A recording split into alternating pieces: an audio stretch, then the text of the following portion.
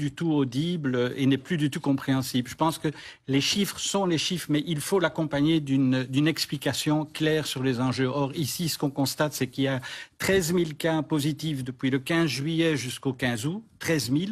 Mais 13 000 cas positifs, c'est pas 13 000 hospitalisés et c'est pas 13 000 malades. C'est 13 000 tests positifs.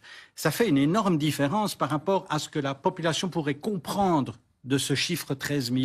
Donc il faut reporter les chiffres et bien leur donner la signification voulue. En plus, la mortalité dont on parle à l'heure actuelle, il faut savoir que l'année passée, lors de la canicule, il y a eu 800 morts additionnels liés à la canicule. Par rapport aux 130 morts liés ou attribués au coronavirus depuis un mois, vous voyez la différence. Donc, je pense qu'il faut mesurer ce qu'on donne comme chiffre et leur donner l'importance qu'ils ont et ne pas l'exagérer. Et je pense qu'on l'exagère en créant cette avalanche d'informations. Brièvement, il y a peut-être un chiffre qu'il faut regarder plus que les autres?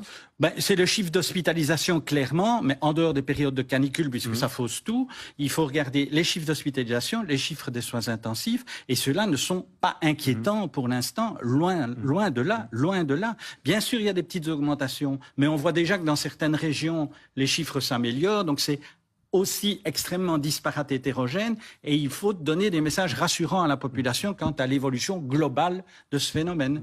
Professeur, vous restez avec nous parce qu'on va s'intéresser à un autre secteur, c'est le secteur économique.